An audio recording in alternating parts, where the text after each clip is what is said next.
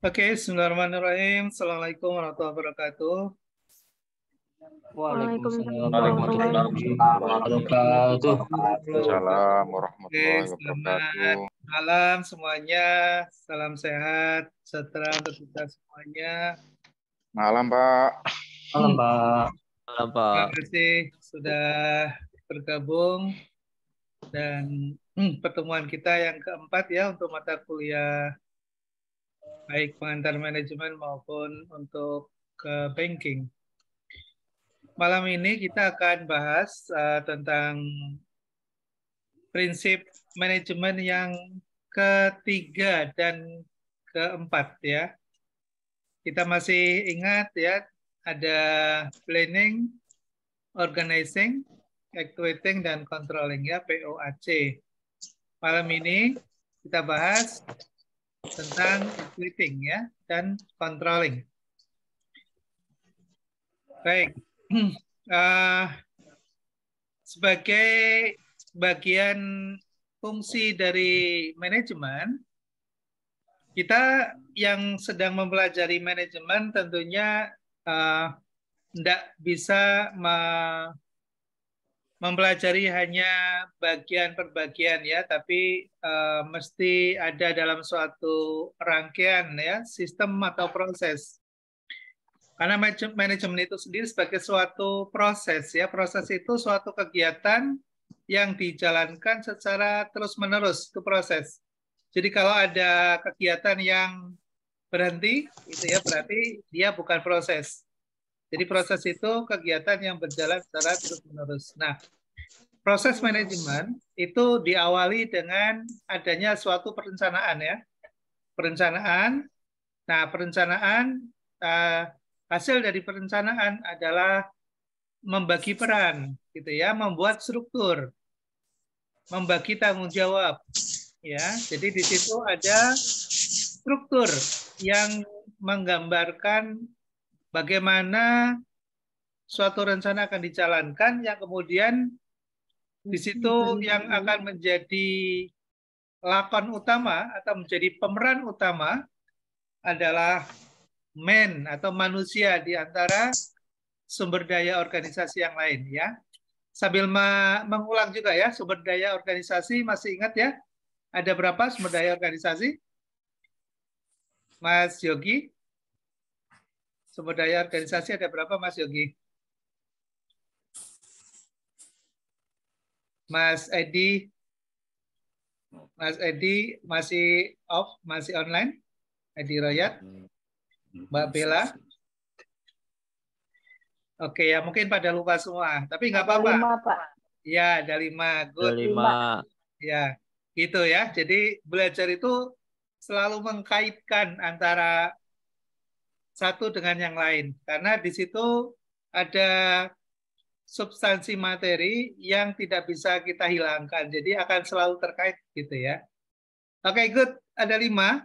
Jadi ada man, ada material, ya, ada money, ada mesin, method. Yes. Jadi di antara 5 itu yang paling dominan, yang paling menentukan sumber daya yang lain adalah manusia, ya, man. Makanya di dalam proses manajemen yang kedua, fungsi yang dijalankan adalah organizing. Kemarin dibagi perannya, jadi ada leadernya, ya, ada pemimpinnya atau top management. Kemudian di bawah, di tengah-tengahnya ada middle management. Lalu di bawah ada supervisor atau bottom line management, ya. Di situ yang paling bawah adalah staff, ya.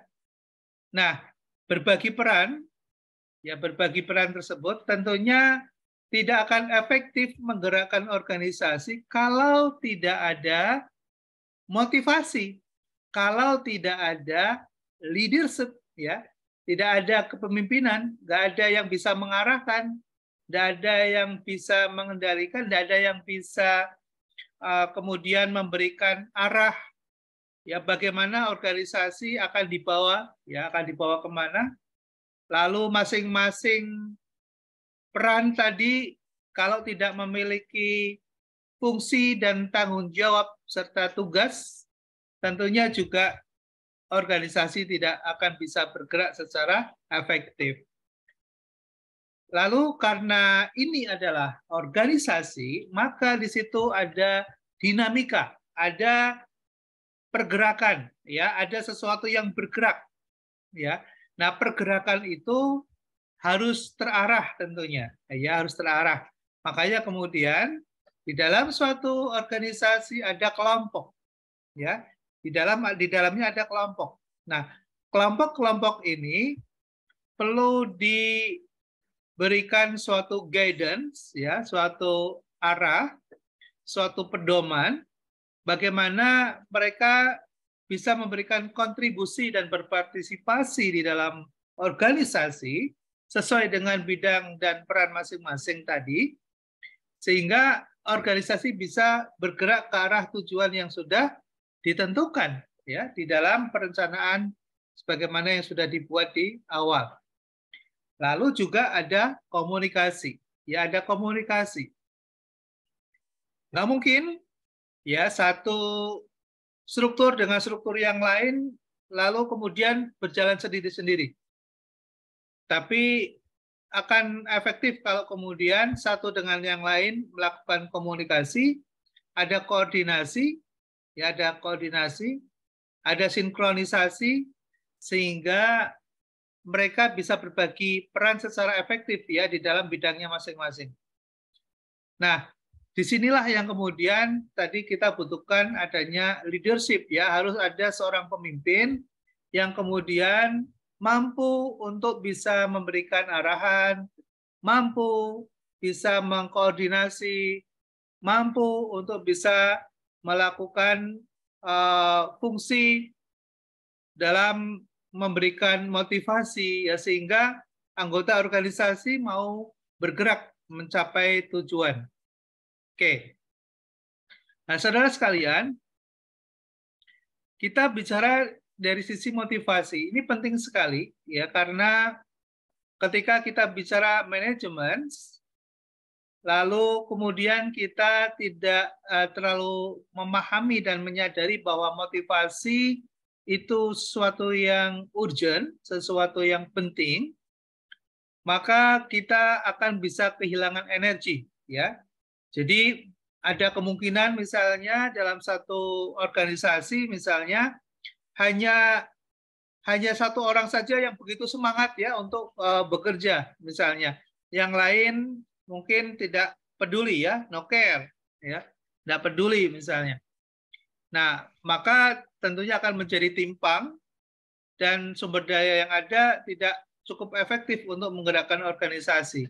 Bahkan bisa terjadi yang tadinya bersemangat tiba-tiba kemudian melihat lingkungan yang tidak kondusif menjadi patah arang, lalu kemudian menjadi demotivasi, lalu kehilangan motivasi, dan kemudian, ya, dalam suatu lingkungan yang tidak memberikan suatu perubahan apapun terhadap organisasi. Nah, ini bahaya, ya. Jadi kalau kita masuk dalam suatu organisasi yang kemudian kita merasakan di situ tidak ada gairah, ya, tidak ada dorongan untuk kemudian kita melakukan sesuatu secara maksimal, maka ada sesuatu, ada something wrong, ya, ada sesuatu yang salah di organisasi itu. Misalnya kita ketemu dengan pimpinan kita ketemu dengan atasan kita misalnya. Ketika kita ketemu bisa biasa saja gitu, ya. Tidak ada insight, ya, tidak ada sesuatu yang mencerahkan misalnya.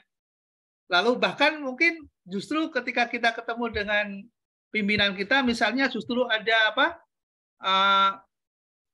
Ya di situ misalnya ada justru demotivasi misalnya menceritakan sesuatu yang gagal misalnya, ya, cerita-cerita tentang kegagalan misalnya, cerita-cerita tentang adanya konflik di organisasi misalnya, mungkin cerita juga tentang lingkungan yang tidak kondusif misalnya.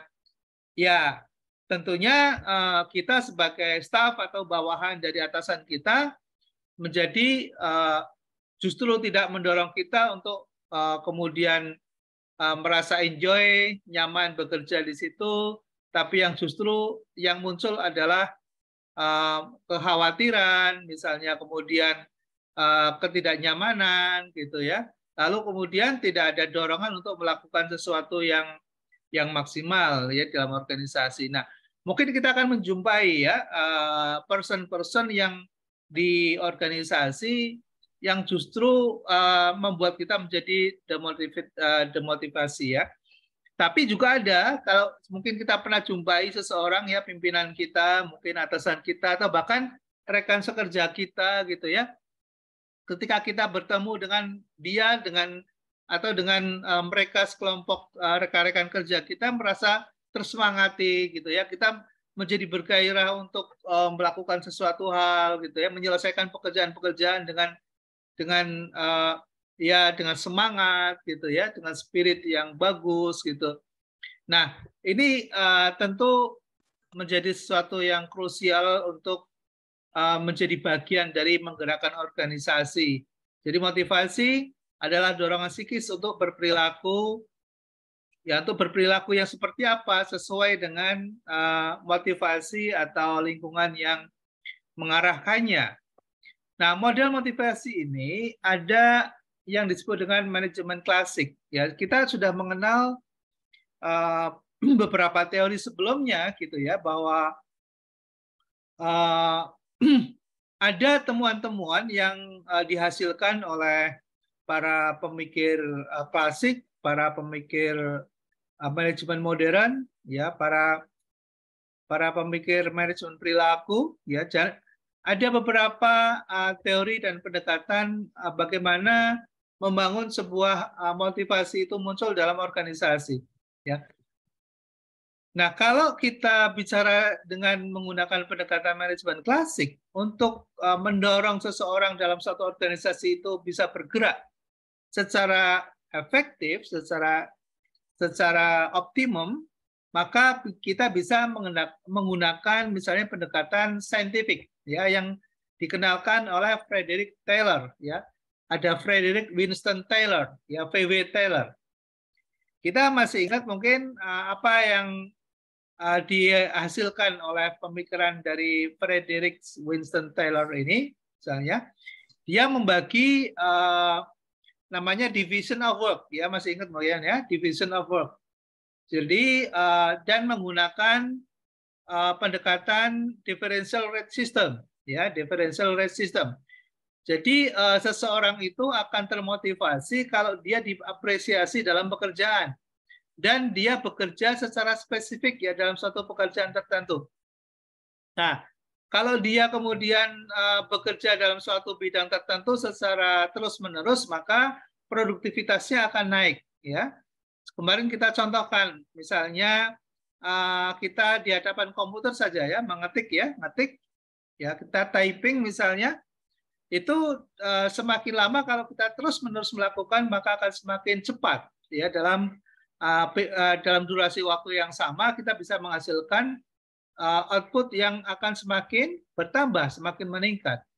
Lalu kemudian peningkatan itu lalu diapresiasi oleh organisasi, ya, oleh manajemen.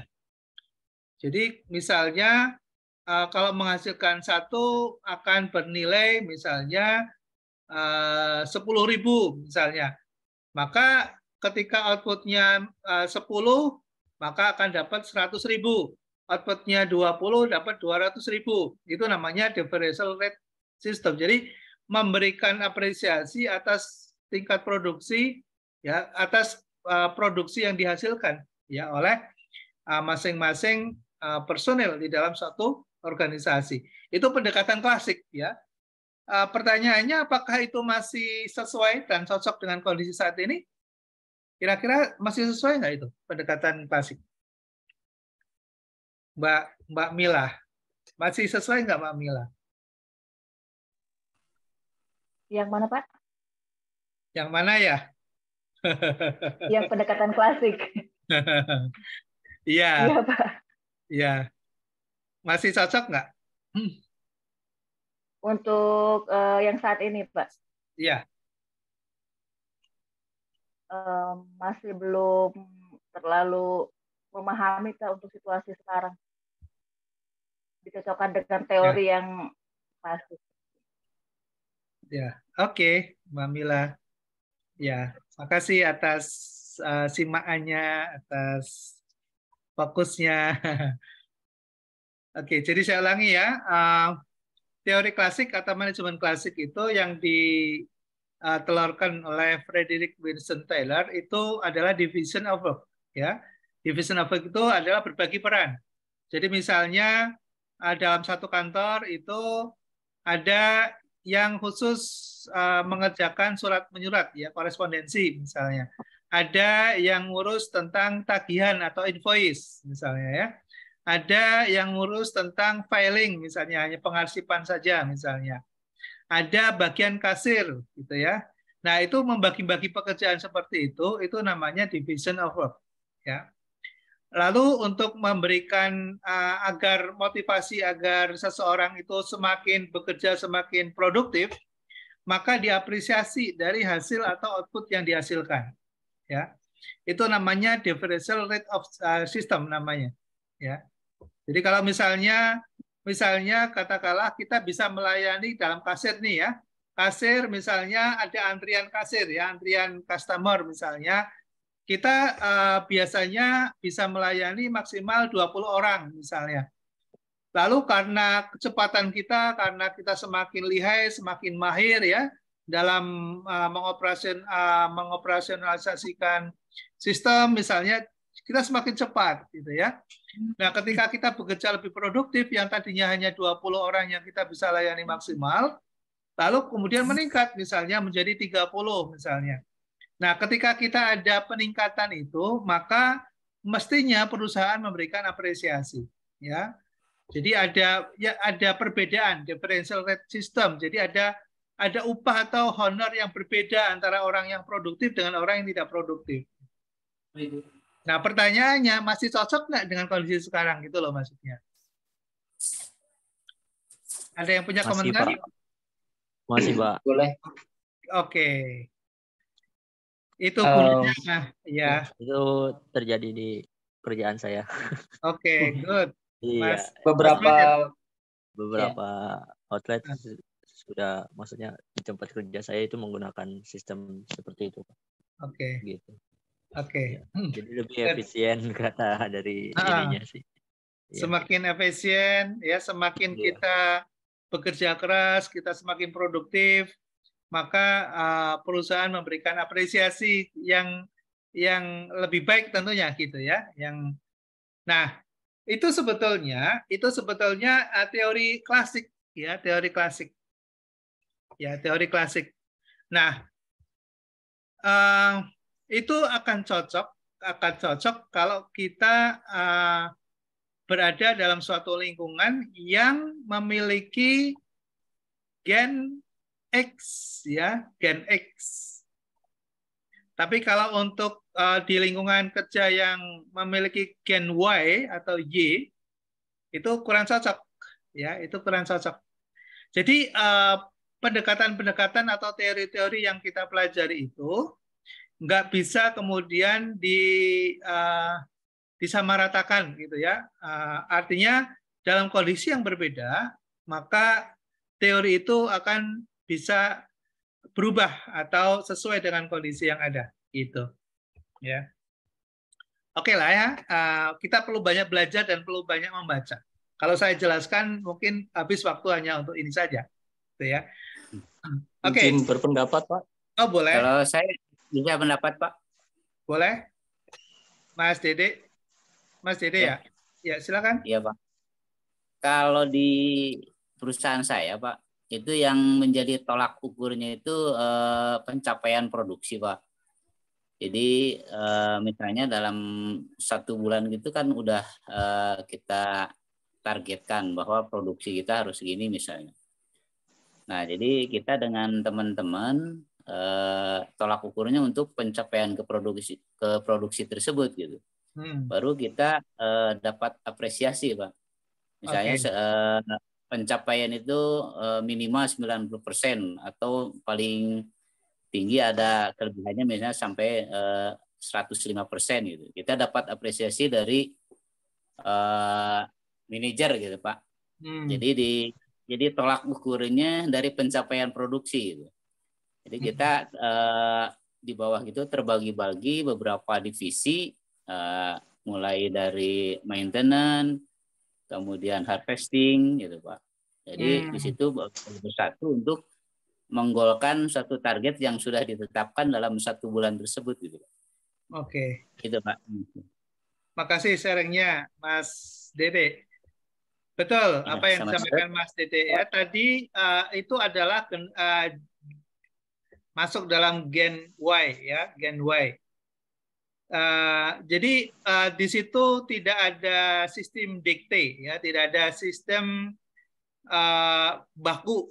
Jadi orang-orang yang berada di dalam suatu lingkungan gen Y itu biasanya cukup dengan diberikan suatu target, lalu proses untuk mencapai target itu diberikan ruang untuk melakukan inovasi, untuk melakukan kreativitas, ya, gitu ya. Jadi, tapi berbeda dengan orang yang ada di pabrik, ya, di pabrik misalnya, atau dalam suatu proses, misalnya di banking misalnya, ya, dalam proses banking misalnya.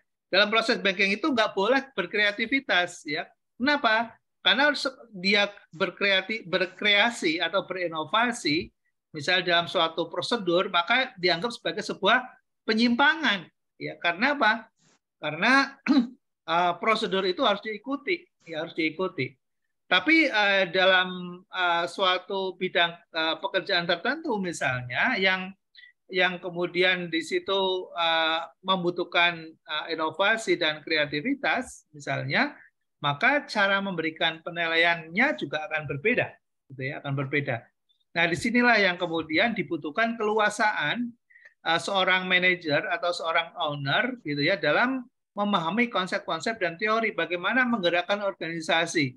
Ya, karena kalau tahunya itu hanya satu saja teori, misalnya tentang differential rate system misalnya, upah yang berbeda misalnya, maka tidak akan efektif kalau kemudian ketemu dengan gen Y itu. Oke. Oke, berikutnya izin, adalah Pak. Ya. Silakan. Ya, izin Pak. Ya, terkait dengan metode klasik ya Pak ya. Ini pengalaman Pak, ada gen X dan gen Y. Kita juga spesialis. Yang jadi pertanyaan kami Pak, ini ada perbedaan antara front office dan back office. Dan itu sudah ditetapkan manajemen. Untuk penilaiannya tersendiri, jelas beda Pak, antara front office dan back office. Karena back office ini penentu apa ya Pak ya, semacam kebijakan gitu ya, mereka yang menentukan kebijakan tertentu. Terus untuk penilaian terhadap individunya ini tergantung dari kepala divisi. Jadi kepala divisi dikumpulkan gitu, nanti siapa yang berhak untuk ini, siapa yang berhak untuk dapat nilai lebih. Nah ini sedangkan kerja kami itu spesialis gitu Pak. Itu yang jadi agak mungkin ini Pak ya, mix itu Pak ya, masuknya Pak ya, ada yang klasik dan sebagian yang satunya gitu ya Pak. Mohon bimbingan Pak. Terima kasih Pak. Ya, di dalam manajemen kemarin kan yang terakhir itu ada namanya contingency plan, ya, contingency plan. Nah, contingency plan itu akan bisa terrealisasi kalau kita cukup memahami berbagai konsep dan teori manajemen. Ya, dan ketika kita menghadapi dalam suatu lingkungan yang berbeda, maka kita akan bisa menangkap dan kemudian menerapkan ya konsep dan teori sesuai dengan kondisi yang ada pada saat itu. Ya, makanya ini kita bicara dari sisi pendekatan untuk menggerakkan orang ya. Jadi di actuating ya, di actuating. Nah, actuating itu untuk menggerakkan orang itu antara lain yang kita perlu pahami adalah di teori motivasi gitu ya. Nah, teori motivasi itu kita bisa menggunakan dengan menggunakan pendekatan klasik ya. Kalau klasik itu berarti sesuatu yang saintifik atau yang terukur. Jadi terukur itu kalau menghasilkan 2 maka ada kompensasi berbeda dengan yang menghasilkan 3. Yang menghasilkan 4 berbeda dengan yang menghasilkan 3. Itu namanya saintifik. Jadi terukur ya. Nah, semuanya bisa terukur gitu.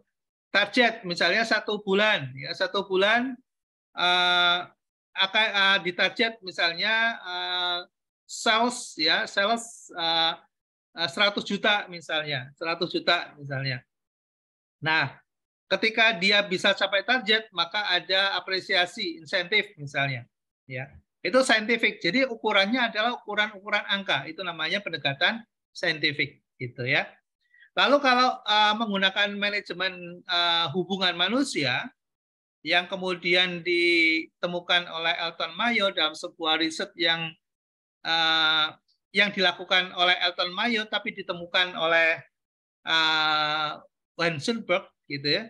Kemarin yang kita sudah pelajari itu Wenselberg, dia menemukan hasil studi yang dilakukan oleh Elton Mayo, di mana ternyata orang tergerak dan melakukan suatu muncul suatu motivasi untuk bekerja dan melakukan sesuatu yang lebih produktif bukan karena faktor uang, ya bukan karena faktor ukuran, tapi karena faktor pribadi, leader, gitu ya.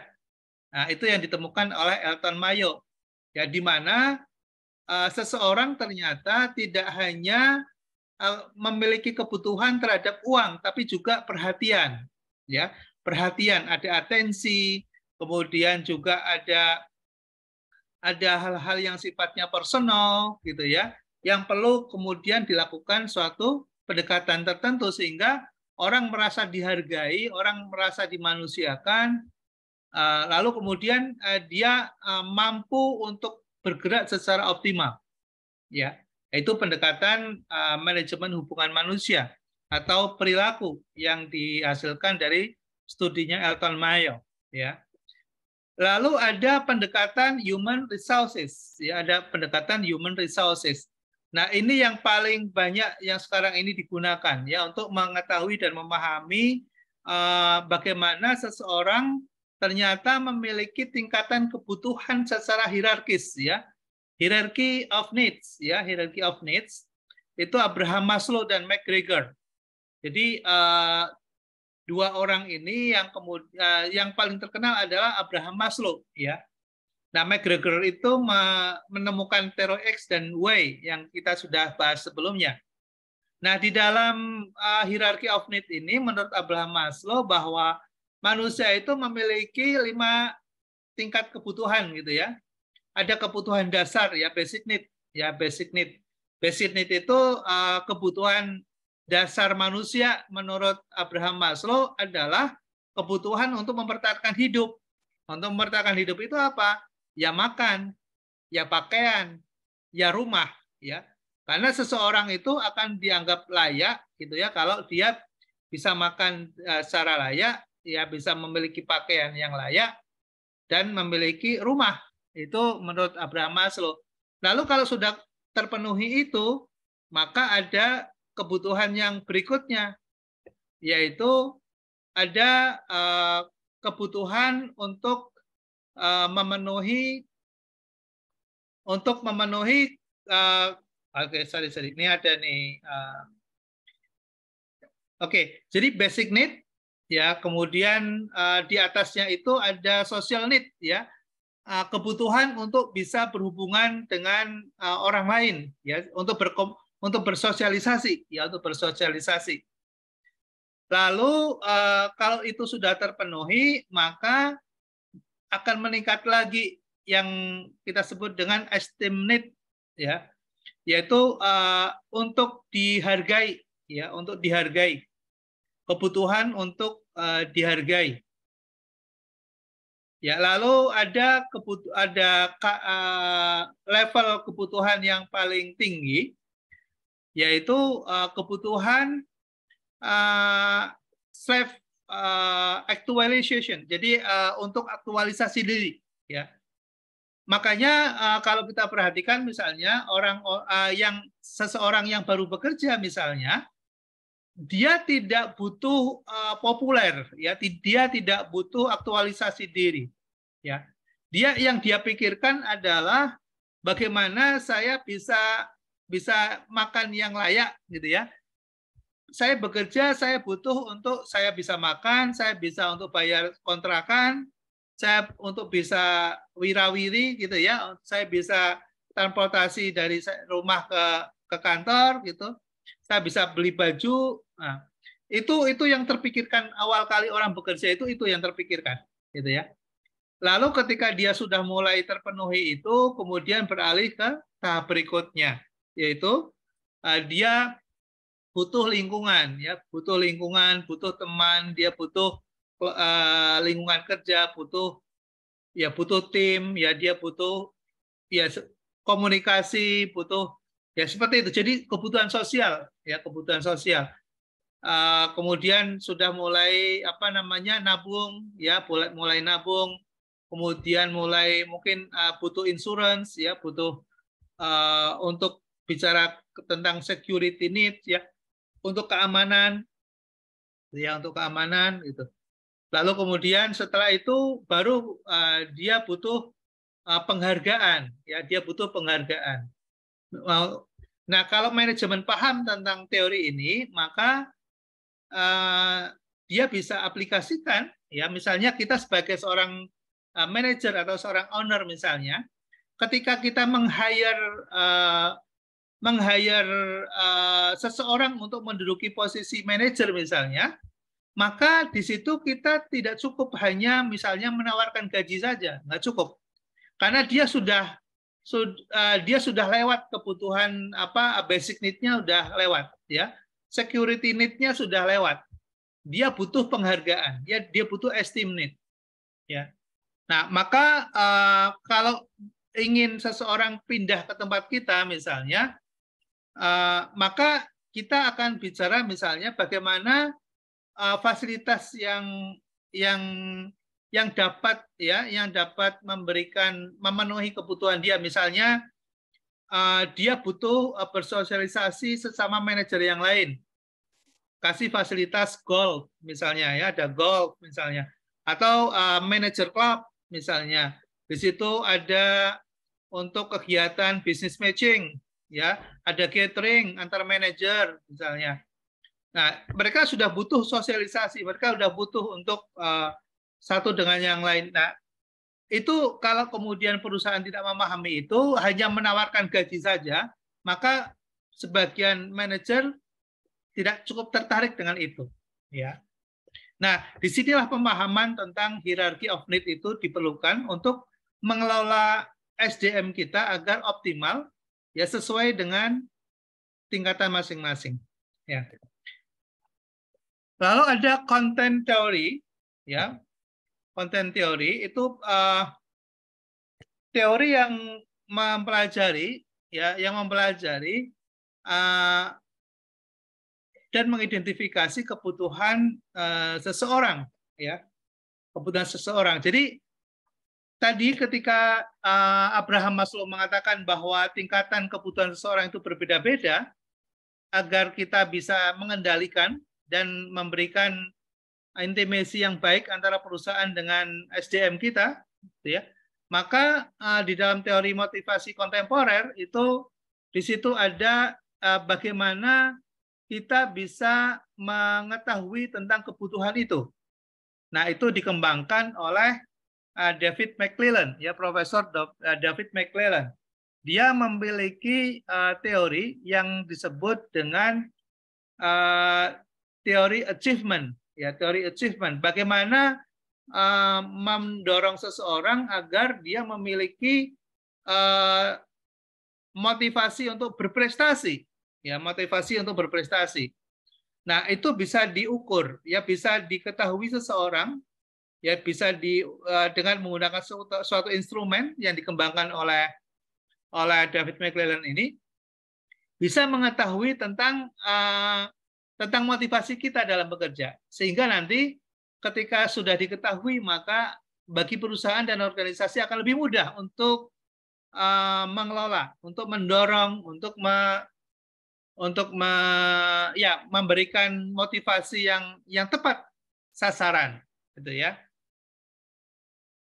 Ya contoh misalnya gini, contoh kalau Anda sempat masuk ke laman saya yang di www.ahmadsubagio.com, ada yang sudah pernah masuk ke ahmadsubagio.com, Mas Royet, Mas Dede, ya. Nah, pernah cuman belum di dalam duluan, Pak. Oh, belum sempat ya. Nah, di situ itu ada hasil-hasil tes psikologi, ya, hasil-hasil tes psikologi tentang saya. Tentang saya. Nah, saya melihat HR yang akan meng-hire saya, dia akan membaca hasil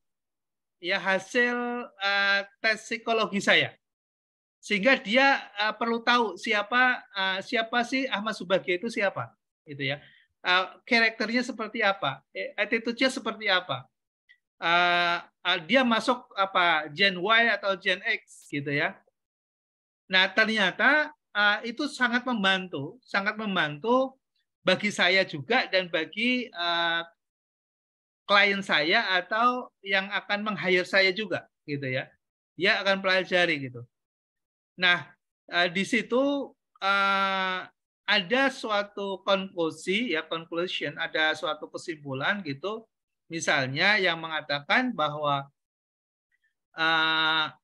Ahmad Subagio ini dia masuk dalam kategori Y, ya. Orang Y itu kalau diatur secara ketat, dia pasti tidak akan betah, ya. Cukup diberikan target saja, cukup diberikan apa yang harus dilakukan dan apa yang ingin dicapai oleh perusahaan, nanti disitulah nanti akan ada inovasi dan kreasi, gitu. Dan tidak pas untuk menjadi seorang karyawan.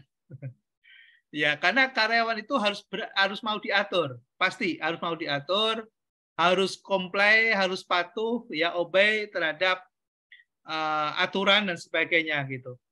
Nah, karakter Y itu tidak begitu, ya, karakter Y itu tidak begitu. Ya, ternyata ya paling lama 2 tahun saya bisa bekerja dalam satu tempat, ya, dalam satu tempat. Dan itu psikologi cukup membantu. Akhirnya karena saya sadar itu, maka saya mencari pekerjaan yang tidak mengikat, ya, pekerjaan yang tidak mengikat, gitu. Nah, Anda juga saya kira perlu juga memahami dan mengetahui sebetulnya siapa diri kita, ya. Karena kalau kita tidak memahami, maka kita bisa salah tempat, sehingga hasilnya tidak akan menjadi maksimal, ya, hasilnya tidak akan bisa maksimal. Nah, biasanya kalau kita misalnya tidak ingin tahu tentang siapa kita, gitu, maka kan perusahaan biasanya ingin tahu, ya, ingin mengetahui siapa sebetulnya kita. Nah, itu tidak cukup optimal karena kan di situ yang sangat mengetahui siapa saya itu adalah saya sendiri. Seperti Anda, siapa yang tahu tentang Mas Dede? Ya Mas Dede sendiri yang lebih tahu tentang itu. Gitu. Nah, makanya saran saya misalnya, ya nggak ada salah juga kalau kita kemudian datang ke psikolog, gitu ya, kemudian kita tes, kita ingin tahu karakter kita itu seperti apa, pekerjaan yang pas untuk kita itu apa, gitu ya.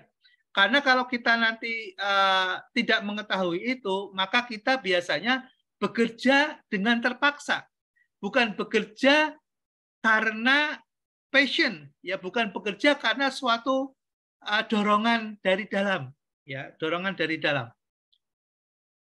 Itu krusial banget, ya, apalagi yang masih muda-muda, masih punya perjalanan panjang, itu menurut saya sangat penting ya untuk mengetahui sebetulnya karakter kita itu seperti apa. Sehingga nanti pekerjaan yang kita pilih mungkin saat ini kalau tidak pas atau tidak cocok gitu, ya kita tidak harus lepas segera gitu ya. Tapi pada saatnya kita sudah tahu, oh pekerjaan yang pas untuk saya ini misalnya apa gitu ya. Nah itu penting ya. Itu terkait dengan pendekatan di teori motivasi kontemporer sebetulnya. Oke. Nah, ada proses teori ya, ekspektansi dan future hopes. Ini dikembangkan kalau di dalam apa namanya evolusi teori manajemen itu di pasangan Gilbert ya, di pasangan Gilbert. Kemudian reinforcement theory, behavior modification. Ini ini teori yang mengembangkan dari teori perilaku. Ya, teori perilaku yang dikembangkan untuk melakukan semacam reengineering gitu ya terhadap kepribadian seseorang ya, terhadap kepribadian seseorang.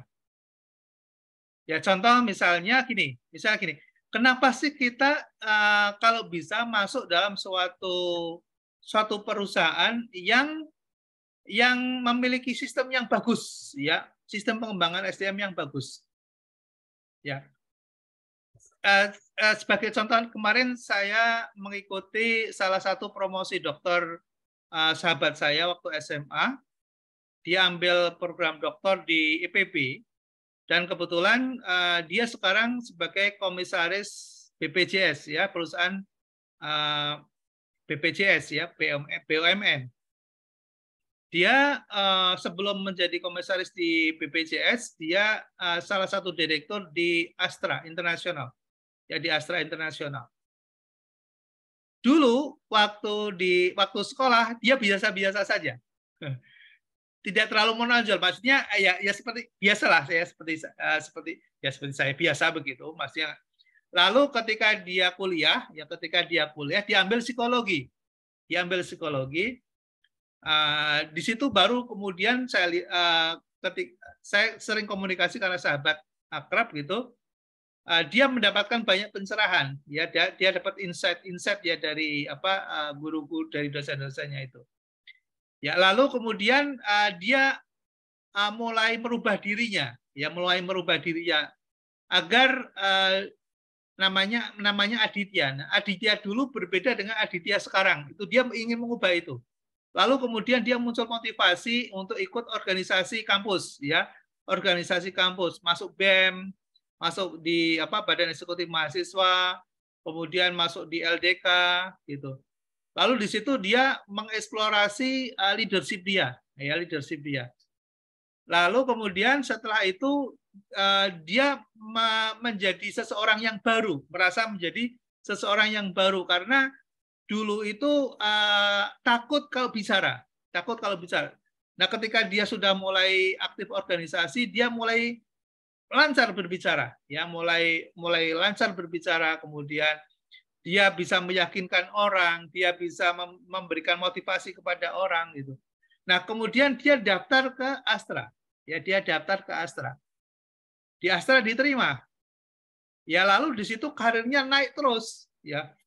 Nah, di Astra itu katanya pas kita ketemu, dia sangat cocok sekali, dia mengatakan. Karena apa? Karena di situ seseorang itu sangat dihargai, kemudian ide-ide dan kreativitas itu menjadi sesuatu yang sangat berharga gitu ya, dan diberikan ruang untuk mengimplementasikan ide-ide itu misalnya. Ya, nah itu namanya reinforcement theory. Jadi mengubah personality, attitude seseorang, behavior seseorang gitu ya, yang dulunya mungkin penakut, dulunya pemalu misalnya, lalu kemudian berubah menjadi percaya diri, ya, self of confidence-nya naik gitu ya, itu namanya reinforcement theory. Ya. Oke. Jam berapa ya? Oke, 10 menit lagi. Oke, nah ini yang saya tertikan tadi, ya teori punya David McClelland. Ya, David McClelland ini dia mengembangkan suatu teori untuk melakukan evaluasi diri. Apakah seseorang itu memiliki need of achievement? Apakah memiliki need for affiliation dan memiliki need of power? Ya, dalam risetnya David McClelland, seseorang yang berhasil dalam karir,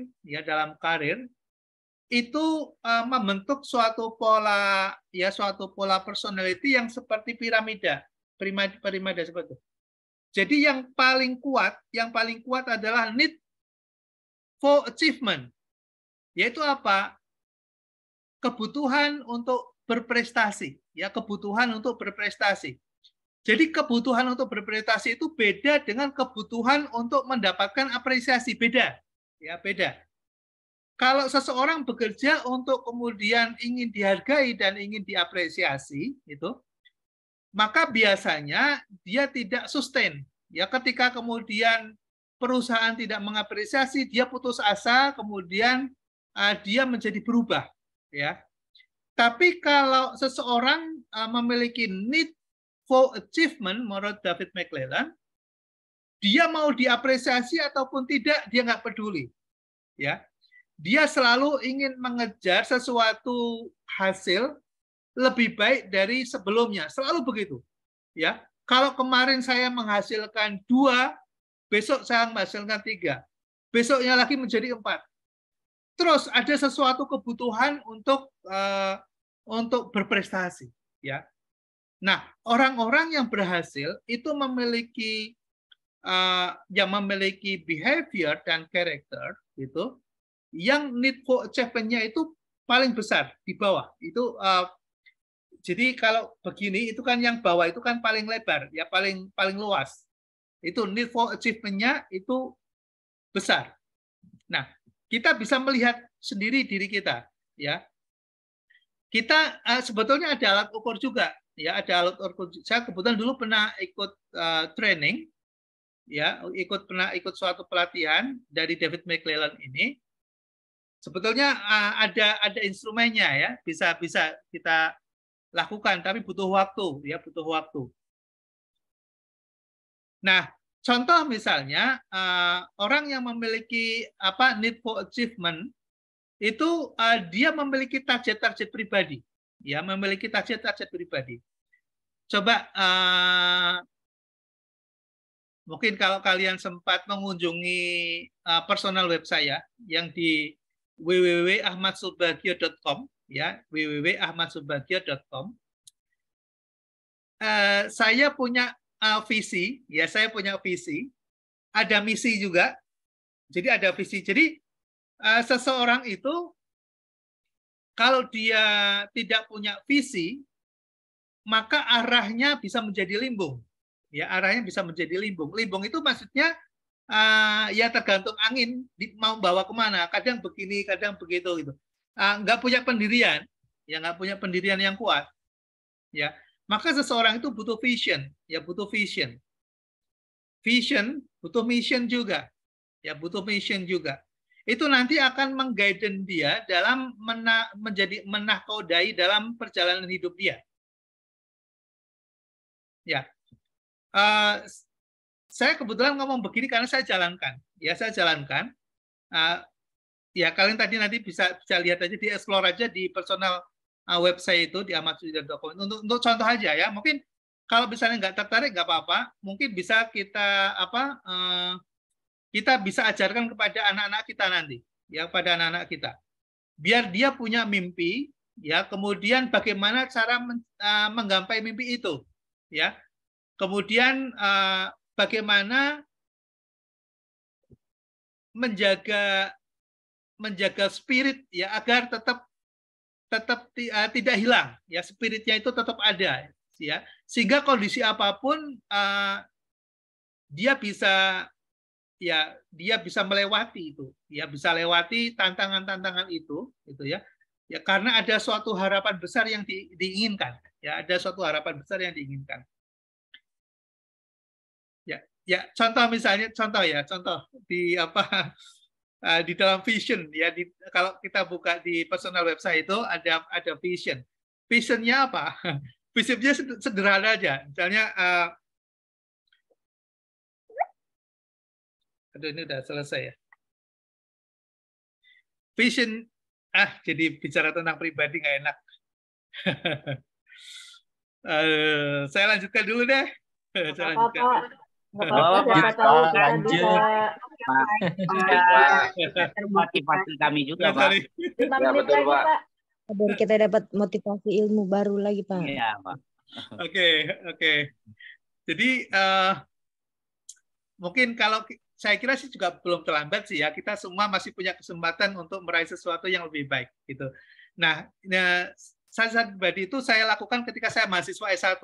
Ya, ketika mahasiswa S1, saya pernah dapat mentor seorang dosen gitu ya, seorang dosen yang saya lihat sangat visioner gitu ya. Dan sampai sekarang kebetulan beliau masih ada, masih hidup, dan kita sering komunikasi juga. Jadi terkadang kita butuh mentor ya, memang butuh mentor. Jadi untuk memberikan insight ya, memberikan bagaimana agar kita bisa memecahkan persoalan-persoalan ya tantangan-tantangan yang mungkin menurut kita suatu tantangan yang berat dan sebagainya, tapi ketika kita memiliki suatu arah yang jelas, maka tantangan-tantangan itu bisa kita selesaikan gitu ya, bisa kita selesaikan dengan baik. Ya. Nah, spirit yang nggak boleh hilang adalah bagaimana menjaga spirit itu ya dalam kondisi apapun tetap menjadi pegangan kita ya, dan kemudian mengarahkan kita untuk selalu berada pada jalan yang benar gitu ya, berada pada jalan yang benar. Jalan yang benar itu kan memang relatif gitu ya, tapi kita ada upaya untuk itu. Nah, ini contoh sederhana misalnya, atau saya bukakan karena ini saya kira juga perlu ya, saya bukakan, mudah-mudahan masih ada di sini.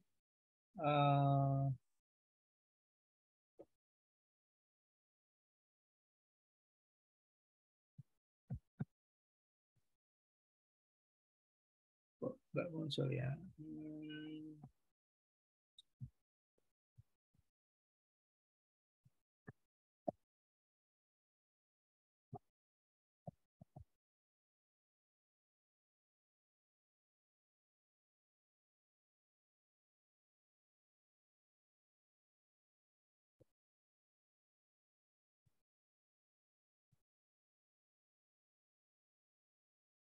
Butuh kesempatan yang lain kayaknya. Oke, sorry. Kita scanning ini dulu materinya biar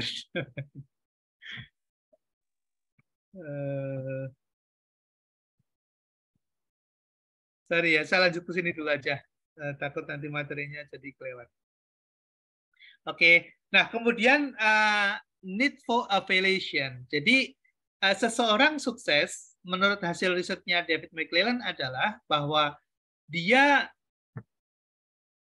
bisa bersahabat dengan orang lain. Dia bisa bekerja sama dengan orang lain, ya. Afiliasi. Jadi dia bisa bekerja sama dengan orang lain, ya. Dia bisa berkolaborasi dengan orang lain, ya. Nah, untuk bisa memunculkan need for evaluation itu ketika kesadaran terhadap kelemahan dirinya itu muncul. Jadi kalau seseorang itu merasa dirinya sempurna, merasa dirinya bisa, merasa dirinya itu mampu, gitu misalnya mampu, gitu, lalu akan muncul sifat kesombongan, gitu ya, akan muncul sifat keangkuhan, gitu. Nah, ketika itu mendominasi dirinya, maka need for affiliation-nya menjadi rendah, ya. Untuk berkolaborasi dengan orang lain itu menjadi semakin kecil, ya, semakin rendah. Nah, justru itu yang kemudian menjadikan seseorang tidak bisa meraih karir percepatan dalam perolehan karirnya menjadi justru tidak efektif, gitu ya. Jadi seseorang yang karirnya bagus, seseorang yang bisa bertumbuh dengan akselerasi yang cepat itu justru karena didukung oleh lingkungan. Dia tidak sendirian, ya. Dia didukung oleh lingkungan. Nah, kalau kemudian seseorang memahami itu, ya, maka dia akan selalu bukan memanfaatkan lingkungan, ya, tapi dia bisa melihat potensi yang ada di sekitarnya itu untuk memperkuat sebetulnya posisi dirinya melalui sebuah kerjasama dengan orang lain. Ya. Lalu seseorang juga butuh namanya need for power. Kalau seseorang tidak ada powernya, ya, tidak ada, maka leadership-nya menjadi sangat lemah sekali. Ya. Misalnya begini, ya, kalau kita sering lihat misalnya di dalam kelas, ya, di dalam kelas misalnya untuk memilih ketua kelas itu sekarang itu agak sulit sekarang saya lihat, ya. Tidak ada yang kemudian muncul Pak saya gitu, ya. Pak saya Pak siap gitu, ya. Atau kemudian tidak berani, menunggu, semuanya menunggu. Nah, itu sebetulnya krisis need and power, ya. Krisis need power, ya, krisis. Ya, jadi seseorang merasa ngapain saya mikirin orang lain, ngapain sih saya ngatur orang lain, ngapain saya gitu. Jadi biar orang lain aja yang ini gitu, ya. Nah, itu di dalam lingkungan terkecil kita di keluarga, ya, mungkin saudara sekalian ada yang sudah mulai menjadi orang tua dan sebagainya gitu, ya. Nah, ini perlu ada lingkungan kondusif, ya, yang kita bisa dorong kepada anak-anak kita untuk mereka memiliki need for achievement yang bagus, need for affiliation yang bagus, dan need power yang bagus. Jadi jangan ada yang dimatikan, itu harus diberikan ruang, gitu, ya, berikan ruang, ya, sehingga mereka bisa tumbuh dengan sehat, ya. Nah, oke, nanti itu di session tentang session yang lain aja. Oke. Nah, berikutnya adalah leadership, ya, adalah leadership. Nah, ini penting, ya, di dalam suatu organisasi leader itu muncul. Nah, pertanyaannya, apakah kita memiliki karakter sebagai seorang leader, ya?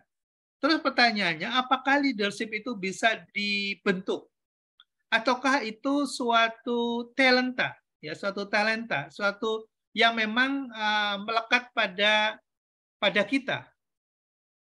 Nah, ini kalau dalam pendekatan akademik, leadership itu sesuatu yang bisa dibentuk, ya, bisa dibentuk. Nah, apa yang kemudian muncul pada pribadi seseorang yang memiliki leadership? Ya, dia bisa memengaruhi orang lain. Ya, dia bisa memengaruhi orang lain. Seorang manajer belum tentu dia seorang leadership, ya, seorang leader. Dia belum tentu memiliki jiwa leadership. Seorang manajer belum tentu. Ya. Nah, bagaimana agar perintah-perintahnya itu bisa dipatuhi tanpa harus melalui suatu ya, dengan pendekatan misalnya kekerasan, bukan dengan menggunakan pendekatan keterpaksaan yang memaksa misalnya. Tapi misalnya dengan sikap tertentu gitu, ya, seseorang bisa menjadi seorang teladan, ya. Jadi leadership itu lebih pada teladan. Ya, berarti artinya apa? Artinya kalau kita ingin menjadi seorang leader, kita harus bisa menjadi teladan. Ya, contoh misalnya bicara tentang ketepatan waktu kalau misalnya masuk kerja misalnya. Maka orang lain akan merasa sungkan gitu, ya, ketika kemudian seorang leader atau manajer memberikan contoh terlebih dahulu misalnya. tanpa kemudian berkata-kata dan memerintah, orang lain akan ngikutin karena dia ada di depan dan kemudian dia memberikan suatu contoh perilaku. Nah, leadership bisa muncul sebetulnya karena kita memahami bagaimana teori leadership itu bisa diimplementasikan. Ya.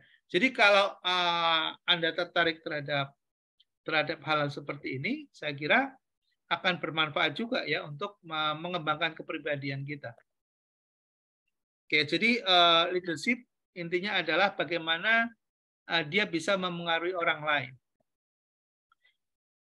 Nah, gaya kepemimpinan ini sebetulnya bisa dipelajari nanti di manajemen SDM ya, bisa dipelajari di manajemen SDM. Akan dipelajari secara lebih mendalam,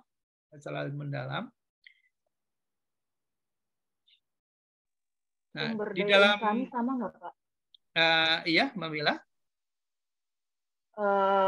Manajemen psikologis dengan manajemen sumber daya insani, apakah ada korelasinya, Pak? Ada hubungannya? Oh ya, di dalam manajemen SDM dengan psikologi kan berbeda tujuan, ya berbeda tujuan. Nah, di dalam pendekatan teori manajemen SDM bisa dengan menggunakan pendekatan psikologi gitu. Bedanya di situ. Jadi sebagai salah satu pendekatan yang digunakan dalam manajemen SDM itu psikologi. Makanya ada pendekatan saintifik, ada pendekatan perilaku, ada pendekatan psikologi. Jadi itu menjadi salah satu bagian dari pendekatan yang bisa digunakan. Itu Mbak Mila. Oke, nah gaya kepemimpinan. Oke, sama-sama. Gaya kepemimpinan yang sangat terkenal adalah Kuntz and Donald. Ya. Kuntz and Donald itu ada 3 gaya kepemimpinan. Ada namanya autokratik, demokratik, dan free reign. Ya, ini nanti di manajemen SDM akan dipelajari secara lebih detail. Ya, dari istilah kata aja kita sudah langsung bisa menerjemahkan mungkin ya. Autokratik itu dari kata otoriter. Ya, jadi kepemimpinan yang menggunakan pendekatan komando, ya seperti di militer misalnya itu namanya autokratik. Ada demokratik ya, pendekatan yang kemudian melibatkan semua orang untuk bisa memberikan kontribusi dan berpendapat ya. Jadi dalam mengambil keputusan itu dilakukan secara bersama-sama. Ya, dilakukan secara bersama-sama, itu namanya demokratik dalam proses pengambilan keputusan. Kalau free reign itu masing-masing bisa melakukan sendiri-sendiri. Ya. Ini dalam organisasi yang sekarang berkembang, free reign misalnya itu dalam struktur metrik yang ada di perusahaan-perusahaan startup itu free reign itu. Ya. Jadi mereka bisa mengambil keputusan sendiri-sendiri, tapi dalam sebuah puzzle besar, gitu ya, yang kemudian nanti bisa saling berinteraksi satu dengan yang lain. Ya, itu free reign. Nah, berikutnya adalah faktor-faktor yang mempengaruhi kepemimpinan itu bisa karena memang karakter pemimpinnya itu sendiri, ya karena karakter bawahan atau dari staff. Karena karakter organisasi atau corporate culture. Nah, nanti kalau kita misalnya mau melakukan suatu kajian studi, misalnya research atau tesis atau skripsi misalnya, ini teori-teori dasar ini bisa kita gunakan. Misalnya kepemimpinan dipengaruhi oleh karakter pemimpinnya, ya karakter bawahan, karakter organisasi. Lalu kemudian kita bisa cari masing-masing parameternya. Lalu kemudian kita bikin instrumen, lalu untuk melakukan suatu riset atau studi di suatu organisasi tertentu, kepemimpinannya seperti apa, gitu ya, modelnya seperti apa, ini itu bisa. Ya, kalau kita nanti tertarik di sini. Nah, fungsi pemimpinan adalah untuk menyelesaikan masalah ya, problem solving. Kemudian untuk bisa mendorong suatu kelompok tertentu melakukan suatu kegiatan atau tindakan-tindakan. Oke.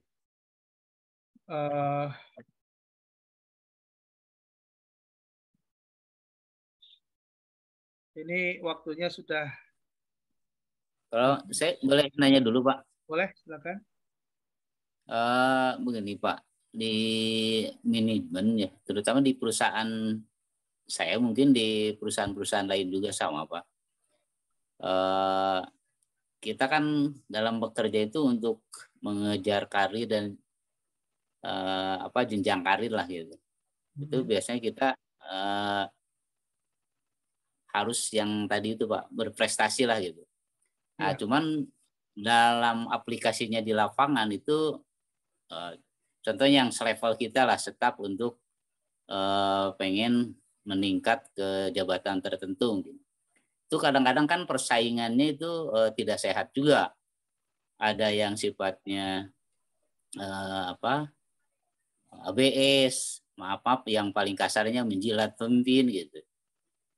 Nah, yang saya ini kan satu-satunya yang tadi itu adalah need for achievement, Pak. Jadi gimana caranya kita itu tetap harus berprestasi, satu-satunya untuk melawan yang tadi itu, ya kita harus berprestasi, di mana perusahaan tanpa kita ini ada kemungkinan ada perubahan terhadap organisasi tersebut gitu. Maka salah satu tujuan saya itu satu-satunya adalah harus tetap berprestasi gitu, sehingga tetap kita dibutuhkan oleh perusahaan gitu, ketimbang manggil cara-cara yang tadi gitu, yang dua itu ABS atau menjilat gitu. Nah, itu di perusahaan-perusahaan saat ini ya, terutama di kami saat ini gitu, banyak teman-teman kami staf yang pengen meningkat secara mudah gitu, tanpa harus berprestasi. Salah satunya yaitu, Pak, yang kurang sehat itu gitu. Nah, gimana menurut Bapak hal-hal seperti itu untuk kita mengimbanginya, selain kita harus tetap mengutamakan prestasi kerja kita gitu, Pak. Terima kasih, Pak. Ya, makasih Mas Dede. Jadi kalau kita kembali kepada konsep teori need for achievement, di situ ada beberapa ciri orang yang berprestasi. Jadi dia selalu ingin lebih baik ya dari hari ke hari, baik dalam perilaku, tindakan maupun hasil pekerjaan. Itu spirit yang menjadi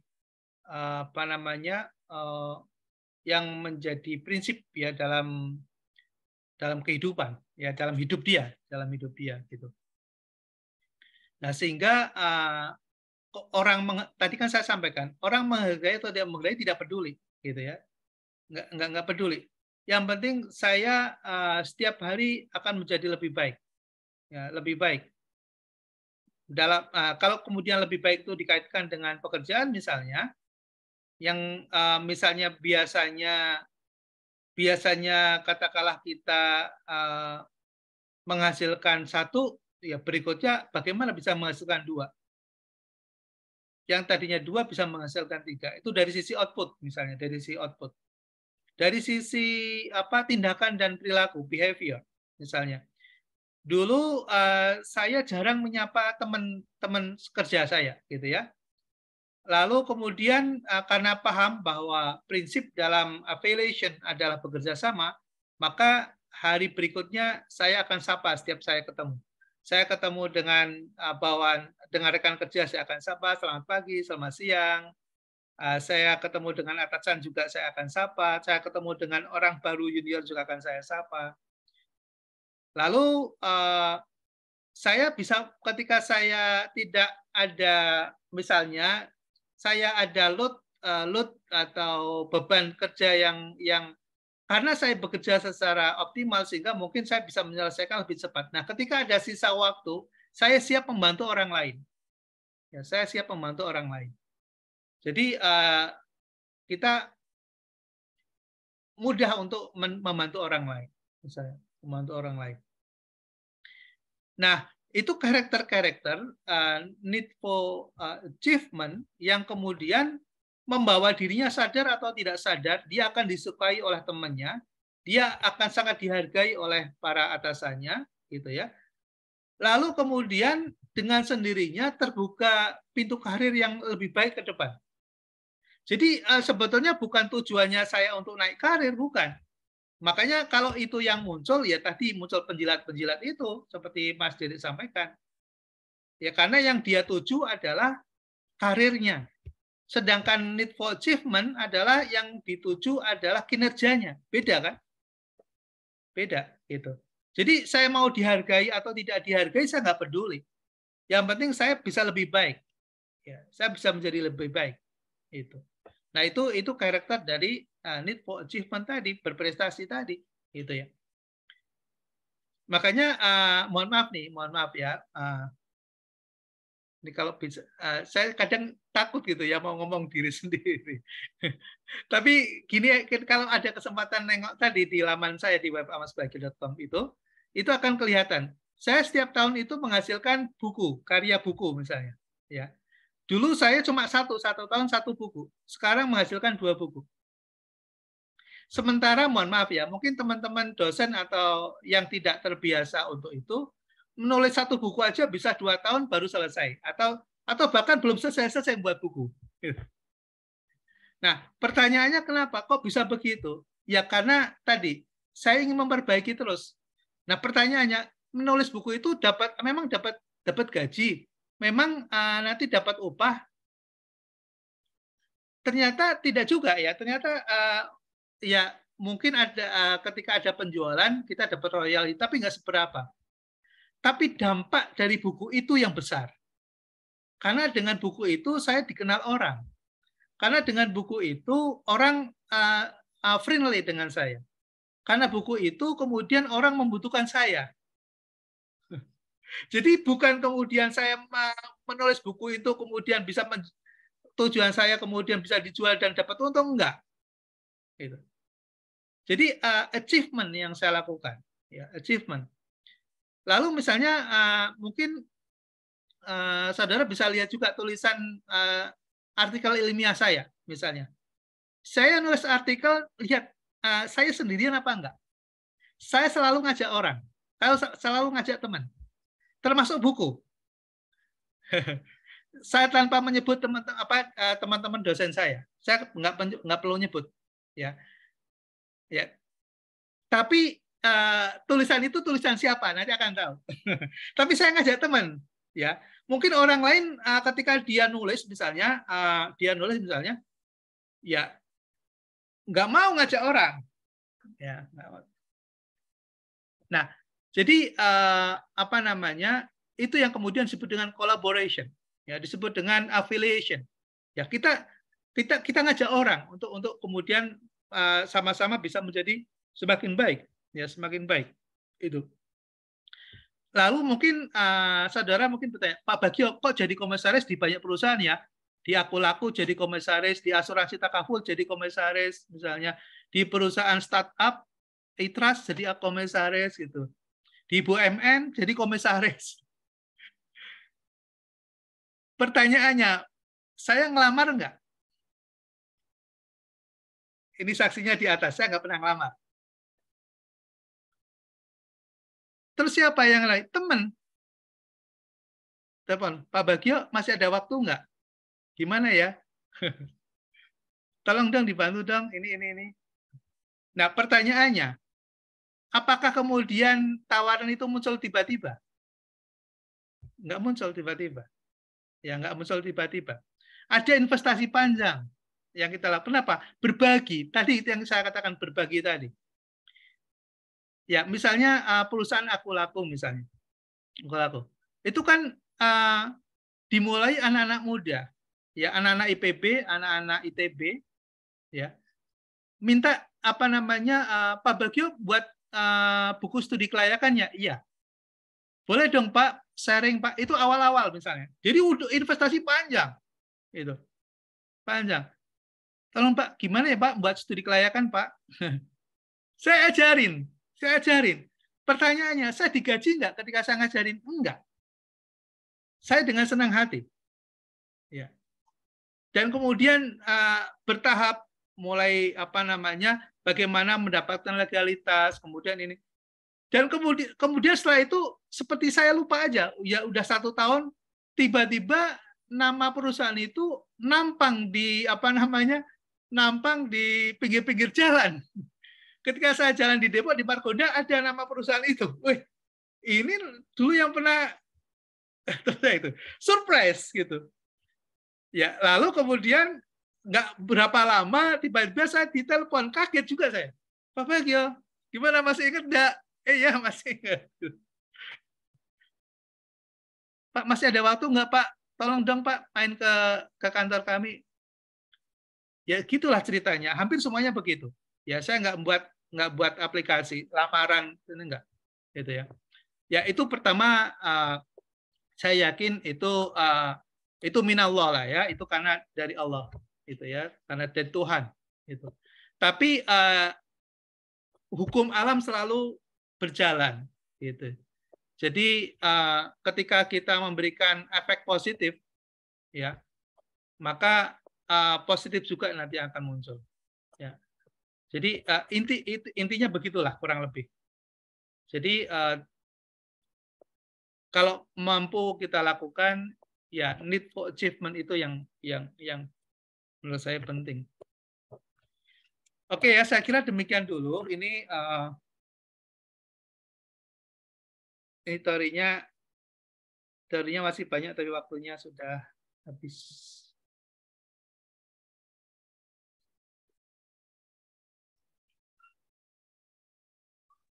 Oke, terima kasih. Kita cut sebentar 10 menit.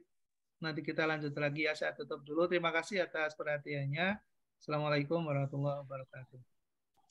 Waalaikumsalam. Waalaikumsalam warahmatullahi wabarakatuh. Terima kasih Pak. Nanti lanjut lagi ya 10 menit. Minum-minum dulu. Atau yang ada ahli hisab. Siap, Mas Dede. Banyak, Pak. Iya Pak. Iya Pak. Oke, Sebentar lagi ngisep ini. Ya, Pak.